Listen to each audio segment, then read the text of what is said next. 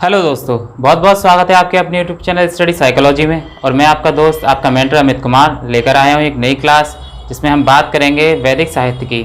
उससे पहले हम पिछली क्लास का थोड़ा सा ओवरव्यू दे देते हैं। जैसा कि आपको पता है, हमारे चैनल के माध्यम से आपको हिस्ट्री की काफ़ी सारी क्लास आज मिल चुकी होंगी। और जो भी चैनल पे पहली बार जुड़े हैं आज फ्रेंड्स, उनसे यही गुजारिश है कि इस चैनल को ज़्यादा से ज़्यादा लाइक करें और चैनल को सब्सक्राइब कर लें। तो पिछली क्लास में हमने डिस्कस किया था कि वैदिक वेदों का जो रचना किस प्रकार से हुई थी, और वैदिक काल के बारे में, और उसके बाद उत्तर वैदिक काल के बारे में, जिसके बारे में हमने यही भी बताया था कि वैदिक काल में जो महिलाएं थीं या जो सामाजिक जीवन था वो किस प्रकार से चेंज हुआ था, और उसके बाद जो उत्तर वैदिक काल आया उसमें महिलाओं की सामाजिक दशा में किस प्रकार का परिवर्तन आया, लोगों के रहन सहन में, उनकी आर्थिक जीवन के बारे में किस प्रकार से परिवर्तन आया। तो ये सारी बातें हम डिस्कस कर चुके हैं लास्ट क्लास में। तो इसके बाद हम स्टार्ट करते हैं वैदिक साहित्य। तो आइए देखते हैं। जैसा कि वैदिक साहित्य का जो मुख्य स्रोत है वह हमारा जानकारी का जो मुख्य स्रोत है वह वैदिक साहित्य कहलाते हैं, जिसमें दो भाग हैं।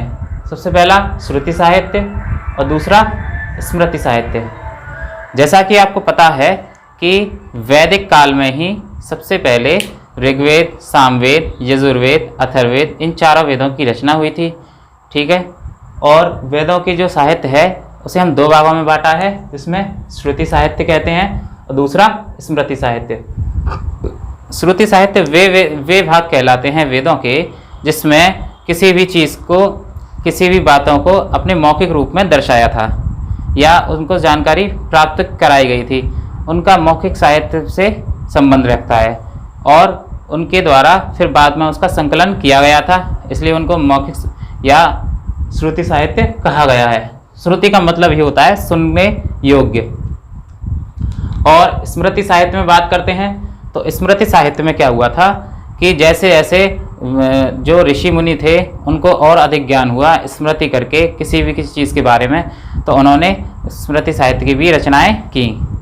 इसके बाद देखते हैं हम वेदों के अतिरिक्त कुछ ग्रंथ भी मिलते हैं हमें जिनसे वैदिक साहित्य की जानकारी प्राप्त होती है, जिसमें पहला है ब्राह्मण ग्रंथ, दूसरा है आरण्य ग्रंथ और तीसरा है उपनिषद। ब्राह्मण ग्रंथ में जो हमारे ऋषि मुनि हुआ करते थे उसमें ब्राह्मण ग्रंथों की रचना हुई। दूसरा आरण्य ग्रंथ वे ग्रंथ कहलाते हैं जिसमें जो भी पुस्तकें हैं या जो भी ग्रंथ हैं किसी जंगलों में जाकर लिखी गई, वहाँ से एक सामाजिक जीवन के बारे में दर्शाया गया। उसके बाद उपनिषद। उपनिषद का जो शाब्दिक अर्थ होता है वो होता है किसी गुरु के पास समीप बैठकर ज्ञान की प्राप्ति करना। तो वे लोग जो किसी गुरु के पास समीप बैठकर ज्ञान की प्राप्ति करते थे और ग्रंथों का संकलन करते थे उसे उपनिषद कहा गया है। आगे बात करते हैं। स्मृति साहित्य मनुष्य द्वारा रचित है। इसमें क्या क्या होते हैं? वेदांग, दूसरा सूत्र, तीसरा स्मृति ग्रंथ। यानी वेदांग, सूत्र और स्मृति ग्रंथ स्मृति साहित्य में आते हैं। आगे श्रुति साहित्य स्मृति साहित्य की तुलना में अधिक पवित्र कहा गया है, क्योंकि श्रुति साहित्य में यह बात बताई गई है कि जो हमारे देवी देवता हैं उनके द्वारा जो बोली जाने वाली जो बोलियां हैं या उनके जो प्रमुख श्लोक हैं वो डायरेक्ट ही श्रुति साहित्य में संकलित किए गए हैं। इसलिए श्रुति साहित्य को स्मृति साहित्य की तुलना में अधिक पवित्र माना गया है और श्रेष्ठ माना गया है। आगे बात करते हैं श्रुति साहित्य की। तो श्रुति साहित्य में वेदों का प्रथम स्थान है। यानी जैसा कि आपको पता होगा कि वेदों को हिंदू धर्म में ऐसा कहा गया है कि यह ईश्वर द्वारा रचित हैं, यानी ईश्वर की जो श्लोक वगैरह हैं वो इसमें एज इट इज लिए गए हैं। इस प्रकार से वेदों का प्रथम स्थान है।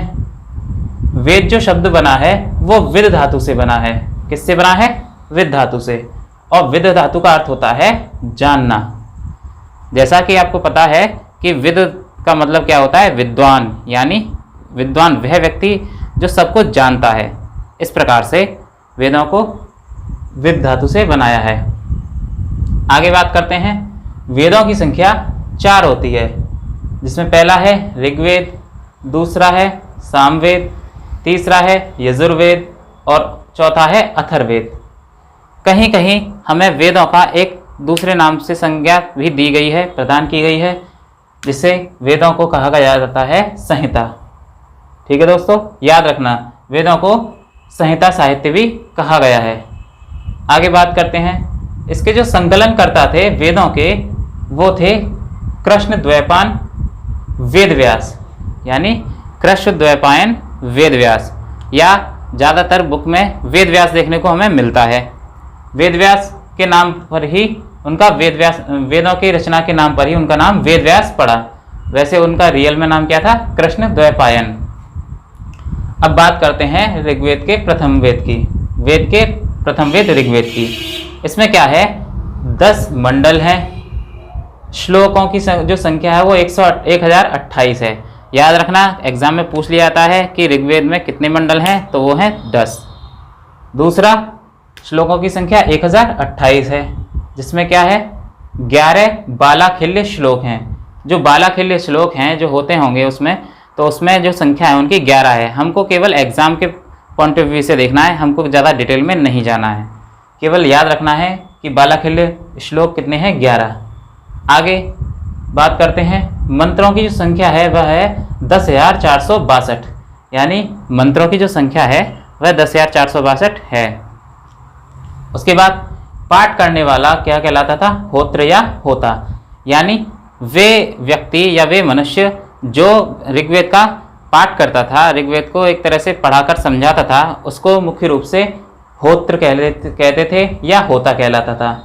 कभी कभी एग्जाम में पूछ लिया जाता है कि वेदों के ऋग्वेद के पाठनकर्ता को क्या कहते हैं, तो वह होत्र या होता कहते हैं। आगे बात करते हैं, 9वें मंडल में सोम की चर्चा देखने को मिलती है। जैसा कि हमने वैदिक काल में समझाया था कि जो सोम है वो वह एक पीने योग्य पदार्थ था, जिसके वह एक अनुष्ठान समारोह के समय पर पीते थे, तो सोम की चर्चा मिलती है। आगे गायत्री मंत्र का जो उल्लेख है वह 3रे मंडल में मिलता है।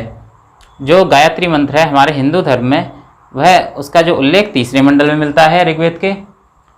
और यह गायत्री मंत्र किस देवी देवता को समर्पित है? समृद्धि देवता को समर्पित है। याद रखना, कभी कभी पूछ लिया जाता है कि जो गायत्री मंत्र है वो किस देव को समर्पित है, तो वह समृद्धि देवता को समर्पित है। इसके बाद 8वें मंडल की जो हस्तलिखित ऋचाएँ हैं उनको हमें खिल्य कहा गया है। क्या कहा गया है? खिल्य, यानी 8वें मंडल की जो हस्तलिखित यानी हाथ से लिखी हुई जो ऋचाएँ हैं उसे खिल्य कहा गया है। दोस्तों, सबसे पहले एक बात बता दूं कि ऋग्वेद को कभी कभी ये पूछ लिया जाता है कि ऋग्वेद का मतलब क्या है, तो ऋग्वेद का मतलब सीधा सा ऋचाओं का समूह होता है। इसके बाद अनेक बातें ईरानी ग्रंथ जैंदव्यस्ता से उद्धरण की गई हैं, यानी जैंदव्यस्ता जो एक ईरानी पवित्र ग्रंथ है उसमें से ऋग्वेद में बहुत सारी बातें ली गई हैं या उद्धरण की गई हैं। इंद्र, वरुण, अग्नि, सोम प्रमुख देव हैं, यानी ऋग्वेद में हमें कुछ प्रमुख देवताओं का उल्लेख मिलता है, जिसमें पहला है इंद्र, दूसरा है वरुण, तीसरा है अग्नि और चौथा है सोम। इन हम सभी के बारे में हम डिस्कस कर चुके हैं लास्ट क्लास में, जिसमें इंद्र को किस लिए जाना जाता था, वरुण को किस लिए जाना जाता था, इस प्रकार से। तो यहाँ पर ज़्यादा डिटेल में नहीं जाएंगे। आगे बात करते हैं, घोषा, अपाला, विश्ववारा और ये सारी क्या थी? विदुषी महिलाएं थीं। ये भी हम लास्ट क्लास में डिस्कस कर चुके हैं कि जो हमारी ऋग्वेद कालीन जो महिलाएं थीं, विदुषी महिलाएं जैसी विद्वान महिलाएं, उनको ये सारी थीं। कभी कभी एग्जाम में पूछ लिया जाता है, इसमें ब्रह्मवादिनी कहा है। इन सभी को क्या कहा है? ब्रह्मवादिनी। याद रखना दोस्तों, इन सबको ब्रह्मवादिनी कहा है। आगे ऋग्वेद की जो शाखाएं हैं वो प्रमुख 4 हैं, जिसमें पहली है शाकल, दूसरा वाष्कल, तीसरा शंखायन और जैसा कि राजा को ऋग्वेद काल में पुरामभेता कहते हैं। याद रखना, राजा को हम क्या कहते हैं? पुरामभेता। उसके बाद प्रजा को चर्षणी कहा गया है तथा स्थायी निवास करने वाले लोगों को कृष्टि कहा गया है। ये जो अलग अलग डिफरेंट थोड़े शब्द हैं, इनको हमें याद करना ज़रूरी है। एग्जाम के पॉइंट ऑफ व्यू से काफ़ी पूछ लिया जाता है कि राजा को क्या कहा जाता है, तो वह पुरामभेद था। दूसरा, प्रजा को चर्षणी कहा गया है, और जो स्थायी निवास करने वाले जो लोग थे उसे कृष्टि कहा गया है। आगे, उत्पादन में सक्षम जनता जो थी, उत्पादन में सक्षम जनता कौन सी होगी? जो कृषि वर्ग का जो संबंध है, यानी किसान वर्ग से, उनको आर्य कहा गया है। क्या कहा गया है? आर्य। आगे, इंद्र को दस्युहन या पुरंदर या युद्धो भी कहा गया है, यानी इंद्र जो देवता थे उन्हें दस्युहन का मतलब, दस्यु मतलब डाकू या राक्षस, यानी राक्षसों का विनाश करने वाला। दूसरा, पुरंदर यानी क्रोध के देवता या युद्ध के देवता, और युद्धो भी, या जो कि युद्ध से संबंधित है। इस प्रकार के नामों की संज्ञा हमें देखने को मिलती है। इसके बाद जो अग्निदेव हैं उनको पथ निर्माता कहा गया है, यानी जैसा कि आपको पता है जब अंधकार होता है तो हमें अग्नि या किसी लाइट वगैरह की ज़रूरत पड़ती है, तो क्या करते हैं, उससे वो हमें रोशनी दिखती है और हमें रास्ता दिख जाता है, इसलिए अग्निदेव को हम पथ निर्माता भी कहते हैं। आगे, जो सरस्वती नदी है, सरस्वती नदी हमारे वैदिक काल की पवित्र नदी मानी जाती है।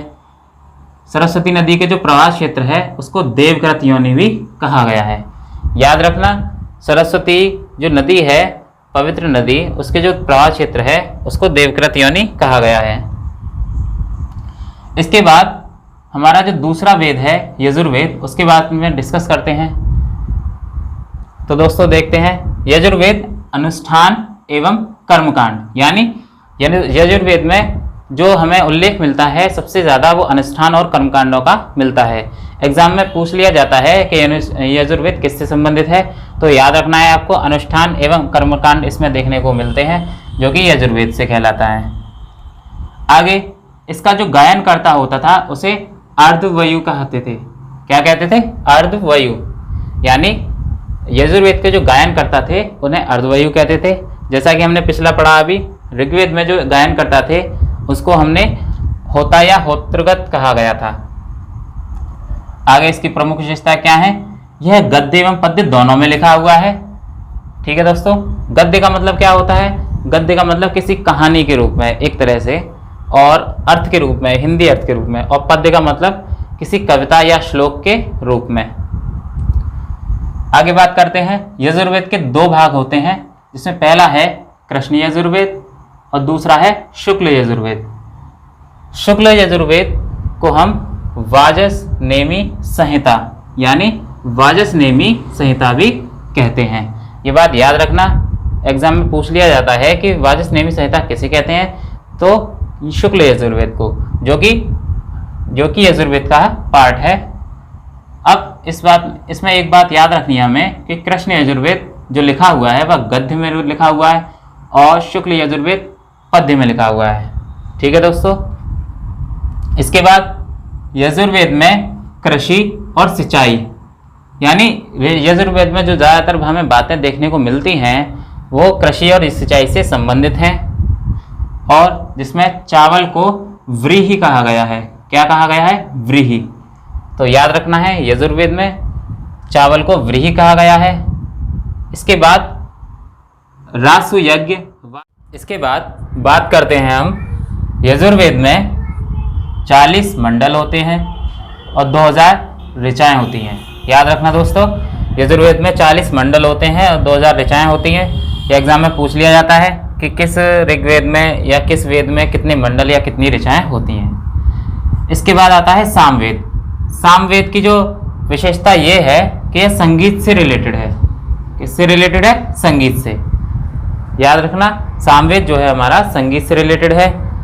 अधिकांश श्लोक ऋग्वेद से लिए गए हैं। इसमें अधिकांश जो श्लोक हैं वो ऋग्वेद से लिए गए हैं, जिनमें से 75 इसके मूल श्लोक हैं, यानी 1549 जो इसके टोटल श्लोक हैं, इसमें से हमारे जो सामवेद के मूल श्लोक वो 75 हैं। बाकी जो बचे वो सारे सामवेद के ऋग्वेद से लिए गए हैं। और इसका जो उद्गाता होता था, यानी इसका जो गाने वाला होता था या संकलन करता होता था, उसे हम उद्गाता कहते हैं। यानी सामवेद को जो बताने वाला या बोलने वाला होता था उसे उद्गाता कहते हैं। याद रखना इसका संबंध संगीत से है। इसमें मंत्रों की जो संख्या है वो 1810 है। ठीक है दोस्तों, इसमें मुख्य रूप से 7 सुरों का वर्णन किया गया है। जैसा कि कहा गया है कि हमारा जो हिंदी संगीत है, हमारा जो भारतीय संगीत है, वह 7 सुरों से मिलकर बना है। जैसे सा, रा, गा, मा, पा, धा, नी, सा, इस प्रकार से। तो ये 7 सुर किसमें देखने को मिलते हैं? सबसे पहले सामवेद में। अब अंतिम वेद की बात करते हैं, अथर्ववेद की। अथर्ववेद में क्या है? इसके जो संकलन करता हैं उसे वे हैं अथर्वा ऋषि। जो पुराने प्राचीन काल के जो ऋषि थे अथर्वा, उन्होंने इसको संकलन किया। इसकी 2 प्रमुख शाखाएं हैं, इसमें पहला है शौनक और दूसरा है विप्लाद। पहला शौनक, दूसरा पिप्लाद। ये केवल नाम याद रखने हैं, हमको इनके बारे में डिटेल से नहीं जाना है। एग्जाम के पॉइंट ऑफ व्यू से हमें केवल वही चीज़ पढ़नी है जो एग्जाम में पूछी जाती है। इसकी जो मुख्य विशेषता है, यह तंत्र मंत्र और जादू टोने से रिलेटेड है। याद रखना, इसकी जो विशेषता है वह तंत्र मंत्र और जादू टोने से रिलेटेड है। आगे रोग निवारण और औषधियों की चर्चा मिलती है। अथर्ववेद में रोग निवारण और औषधियों की चर्चा मिलती है।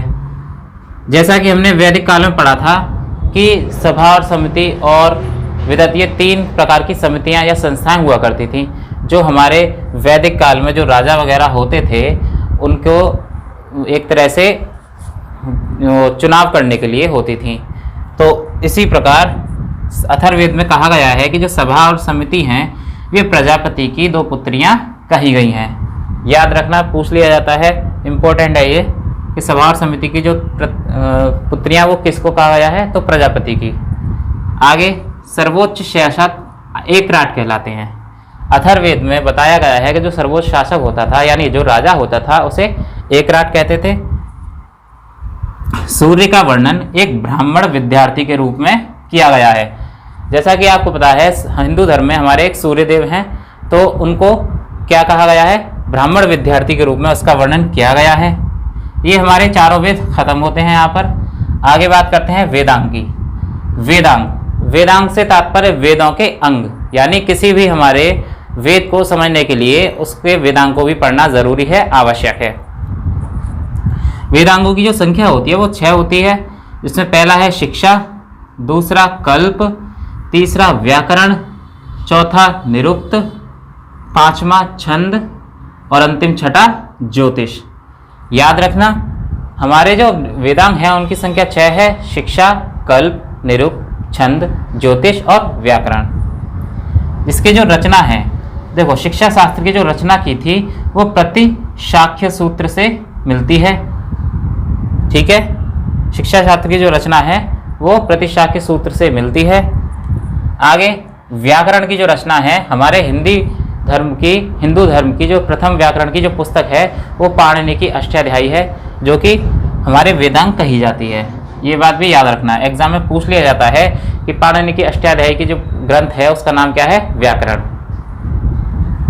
आगे निरुक्त विषय पर यास्क तथा छंद पिंगल ने रचनाएं की। जो हमारे निरुक्त विषय है, जो लास्ट वाला विषय था, उसमें जो उसके विषय पर जो रचनाएं की थी उसमें पहला नाम था यास्क ऋषि और दूसरा था पिंगल ऋषि।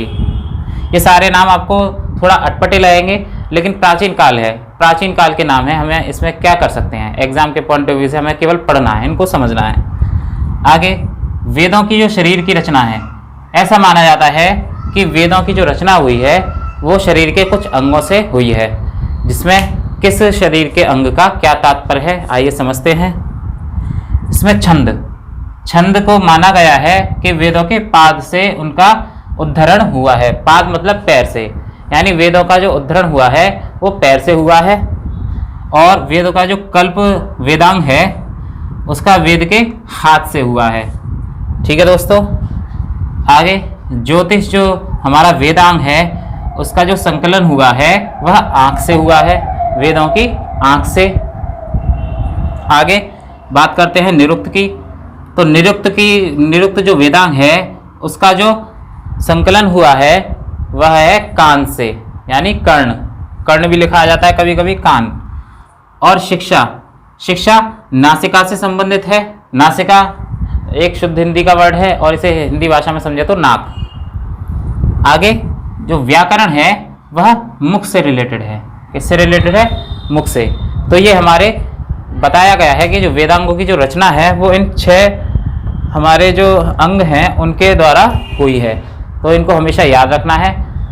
अगर आप चाहें तो इसका स्क्रीनशॉट भी ले सकते हैं। इसके बाद बात करते हैं कुछ वेदांगों के संबंधित विषयों की, जिसमें पहला है शिक्षा। शिक्षा जो है वह शुद्ध आचरण से संबंधित है, यानी शिक्षा का जो विषय है वह शुद्ध आचरण से संबंधित है। दूसरा कल्प, जो कि यज्ञों का संपादन से संबंधित है, यानी किस प्रकार से हमारे यज्ञ अनुष्ठान वर्ग कराए जाते हैं। तीसरा व्याकरण, जो कि व्याकरणिक नियम से संबंधित है। चौथा निरुक्त, जो कि शब्दों की व्युत्पत्ति से संबंधित है। और पांचवा छंद, जो कि छंदों का प्रयोग से संबंधित है, यानी किस प्रकार से हमें छंदों का प्रयोग करना है, कहाँ पर करना है। इसी प्रकार ज्योतिष जो वेदांग है वह खगोल विज्ञान से संबंधित है। तो ये हमारे 6 वेदांग होते हैं जिनके हमारे सारे विषय हमको याद होने चाहिए। एग्जाम में पूछ लिया जाता है, जैसे ऐसा एग्जाम में वही क्वेश्चन पूछेगा जो थोड़ा सा अटपटा लगेगा, जैसे कि कल्प। कल्प का बहुत सारे लोगों को मतलब नहीं पता होता, तो कल्प जो है वो यज्ञों का संपादन से संबंधित है। ऐसे क्वेश्चन पूछ जाते हैं। जैसे कि निरुक्त, निरुक्त क्या है? शब्दों की व्युत्पत्ति से संबंधित है। बहुत सारे लोगों को या बच्चों को निरुक्त का मतलब भी नहीं पता होगा। आगे बात करते हैं कुछ ब्राह्मण ग्रंथों की। तो आइए देखते हैं ब्राह्मण ग्रंथों का जो वेदांग है या वेद हैं उनकी आध्यात्मिक व्याख्या की गई है ब्राह्मण ग्रंथों में। यह गद्य में है, जैसे कि ऐतरेय ब्राह्मण, इस प्रकार से। और ब्राह्मण ग्रंथों को पंचिका भी कहा जाता है। एग्जाम में आ जाता है पंचिका किसे कहते हैं, तो ब्राह्मण ग्रंथों को भी पंचिका कहा जाता है। जिसमें ऐतरेय ब्राह्मण में जो मंडल होते हैं उनमें 8 मंडल होते हैं तथा 6 पाठ होते हैं। ये संख्याएं थोड़ा याद रखने योग्य है कि ब्राह्मण ग्रंथों में ऐतरेय ब्राह्मण में कितने मंडल हैं। जो ऐतरेय ब्राह्मण है उसकी जो रचना है वो महिदास ऐतरेय ने की थी। जो हमारे प्राचीन ऋषि हैं महिदास ऐतरेय, उन्होंने इसकी रचना की थी। आगे कौशिकी ब्राह्मण, कौशिकी ब्राह्मण में 30 अध्याय होते हैं, जो कि सांख्यान ब्राह्मण भी कहा जाता है। इसे कहते हैं हम सांख्यान ब्राह्मण। वैसे तो ब्राह्मण ग्रंथ काफी सारे होते हैं, लेकिन हमें केवल इंपोर्टेंट लिए हैं जो एग्जाम के पॉइंट ऑफ व्यू से पूछे जाते हैं। आगे पंचविश ब्राह्मण, पंचविश ब्राह्मण में जो अध्याय होते हैं उनकी 25 होती है और इसे तांडव ब्राह्मण भी कहा जाता है। तो याद रखना दोस्तों, हमारे जो ब्राह्मण ग्रंथ हैं वो किस प्रकार में कितने अध्याय होते हैं। इसके बाद बात करते हैं वेद और उनके उपवेद और उनसे रिलेटेड जो ब्राह्मण ग्रंथ हैं वो। ये सारी जो टेबल है हमारी एक तरह से, ये इसमें से 1-2 क्वेश्चन हर बार बन जाते हैं कि किस वेद का उपवेद कौन सा है और उसमें कौन से ब्राह्मण ग्रंथ आते हैं। तो समझते हैं, ऋग्वेद का जो उपवेद है वह है आयुर्वेद। क्या है? आयुर्वेद। और उनके जो संकलन करता है वह है रचनाकार प्रजापति। आयुर्वेद के रचनाकार हैं प्रजापति हैं। इसके आगे ऐतरेय ब्राह्मण, यानी ऋग्वेद का जो उपवेद है वह है आयुर्वेद और उसका जो ब्राह्मण ग्रंथ है वह ऐतरेय ब्राह्मण या कौशिकी ब्राह्मण, या नहीं ये और, यानी ऐतरेय ब्राह्मण और कौशिकी ब्राह्मण, ये दोनों उसके ब्राह्मण ग्रंथ हैं। इसके बाद अगला आता है यजुर्वेद। यजुर्वेद के जो उपवेद है वह है धनुर्वेद, जो कि ऋषि विश्वामित्र जी ने लिखा था या उसका संकलन किया था। और ब्राह्मण ग्रंथ हैं इनसे रिलेटेड तैत्तिरीय ब्राह्मण और शतपथ ब्राह्मण। ठीक है दोस्तों। इसके बाद आता है अगला सामवेद। सामवेद का जो उपवेद है वह गंधर्व वेद है। क्या वेद है? गंधर्व वेद। और इनके जो संकलन करता है वो नारद जी हैं, जो हमारे ऋषि हैं नारद जी।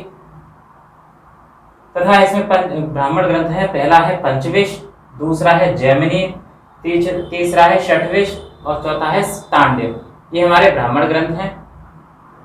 इसके बाद बात करते हैं अगले वेद की, अथर्ववेद। अथर्ववेद का जो उपवेद है वह शिल्पवेद कहलाता है। इसके जो रचनाकार हैं विश्वकर्मा जी हैं, और इसका ब्राह्मण ग्रंथ गोपथ है। क्या है? गोपथ। तो ये हमारे सारे ब्राह्मण ग्रंथ हैं और उनसे रिलेटेड उपवेद हैं और उनसे रिलेटेड जो वेद हैं, ये हमें सारे एग्जाम के पॉइंट ऑफ व्यू से याद रखने हैं। ये पीसीएस के प्री तक काम आएंगे और हमारे ग्रुप डी से लेकर एग्जाम तक। ठीक है। आगे कुछ आरण्य ग्रंथ भी होते हैं। ये मैं सारी चीज़ें आपको वैसे तो एग्जाम में करा चुका हूँ वो पिछली क्लास में, लेकिन यहाँ पर हम डिटेल से डिस्कस कर रहे हैं। आरण्यक मैंने पहले ही बताया था, जंगलों में जो रचित ग्रंथ हैं उनको हम आरण्यक कहते हैं। आरण्य का मतलब ही जंगल होता है। तो जैसे कि ऐतरेय ब्राह्मण है, शंकरायन है, छंदोग्य है और जैमिनी है, ये सारे हमारे आरण्य ग्रंथ कहलाते हैं। अब इसके बाद बात करते हैं उपनिषद की। उपनिषद का मतलब क्या होता है?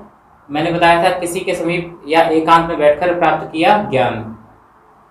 तो वेदों की व्याख्या, यानी उपनिषद के द्वारा हम वेदों की व्याख्या करते हैं और उन्हें समझने में महत्वपूर्ण भूमिका निभाते हैं। वेदों उपनिषदों की जो संख्या होती है वह 108 होती है, जिसका अर्थ है कि उपनिषद का अर्थ क्या है? एकांत में प्राप्त ज्ञान। इसमें क्या क्या हमारे विषय मिलते हैं? पहला है आत्मा, दूसरा जीव जगत और ब्रह्मा। इस प्रकार से हमें यहाँ पर वो देखने को मिलते हैं। ठीक है दोस्तों। इसके बाद बात आती है भारत का जो सूत्र वाक्य है कौन सा? सत्यमेव जयते। ये मैं बता चुका हूँ पिछली बार भी, इंपॉर्टेंट है, याद रखना। भारत का जो सूत्र वाक्य है सत्यमेव जयते, वह मुंडक उपनिषद से लिया गया है। ठीक है। इसके बाद यम तथा नचिकेता के बीच की जो प्रसिद्ध संवाद है वो कठोपनिषद में हमको देखने को मिलती है। किस उपनिषद में? कठोपनिषद। तो हमारे उपनिषद के बारे में सारी बातें हो गई। इसको आप ज़्यादा से ज़्यादा दोबारा से रिपीट वीडियो देख के इनको धीरे धीरे समझना और हमारे नोट्स अच्छी तरह से तैयार करना, जिसके प्रकार से आपको आगे के एग्जाम में बहुत ज़्यादा हेल्पफुल रहेगी। इसके बाद बात करते हैं स्मृति साहित्य की। स्मृति साहित्य में क्या है? जैसा कि हमने बताया था, स्मृति साहित्य वे साहित्य होते हैं जो किसी भी तरह से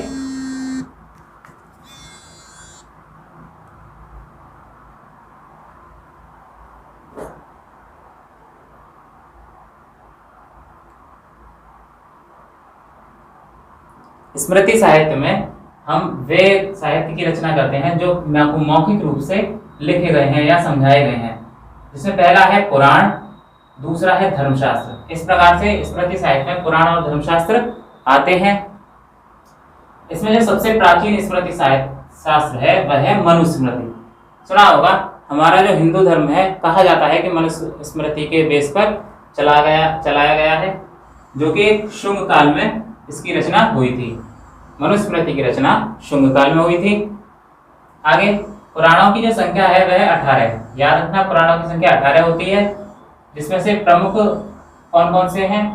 मत्स्य पुराण, दूसरा वायु पुराण, तीसरा वामन पुराण, चौथा मार्कंडेय पुराण, पांचवा विष्णु पुराण। और भी काफी सारे पुराण होते हैं, लेकिन हमने केवल इंपॉर्टेंट ही लिए हैं जो एग्जाम में पूछे जाते हैं।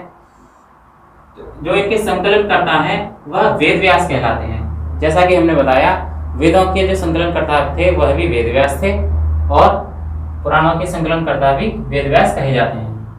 जो सबसे प्राचीन पुराण है वो मत्स्य पुराण है। याद रखना, सबसे प्राचीन पुराण मत्स्य पुराण है, पूछ लिया जाता है। अब जो हमारे धार्मिक ग्रंथ है वो कौन कौन से हैं? एक तो रामायण है और दूसरा महाभारत है। ये हमारे धार्मिक ग्रंथ हैं, जिसमें महाभारत की जो रचना की है वो महर्षि वाल्मीकि जी ने की है।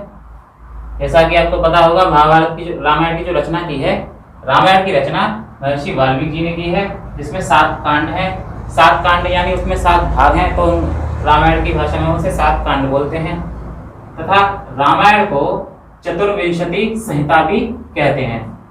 क्या कहते हैं? चतुर्विंशति संहिता, एक संस्कृत का वर्ड है।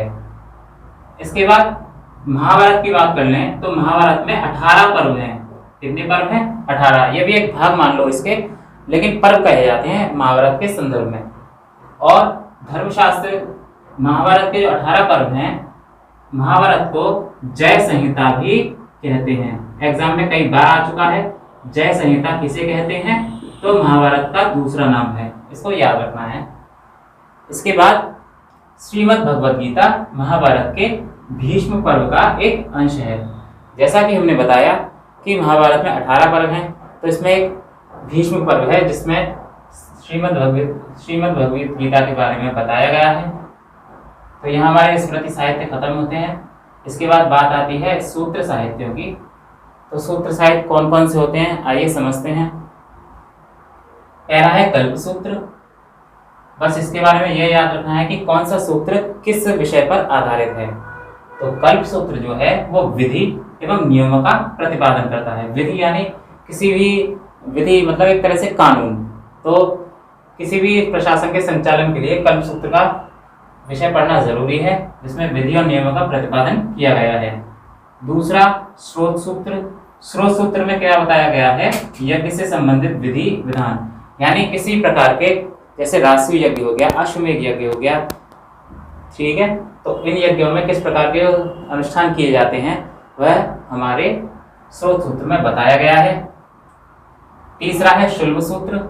शुल्ब सूत्र में यज्ञ स्थल तथा अग्निवेदी के निर्माण और माप से संबंधित, हमारे यज्ञ स्थल और अग्निवेदिका जो होती है, हमारे अग्निवेदिका एक तरह से हमारी भट्टी, एक समझ लो, किसी भी प्रकार से कोई चीज़ बनाने के लिए जो यूज होती है, अग्निवेदी के निर्माण और माप से संबंधित है।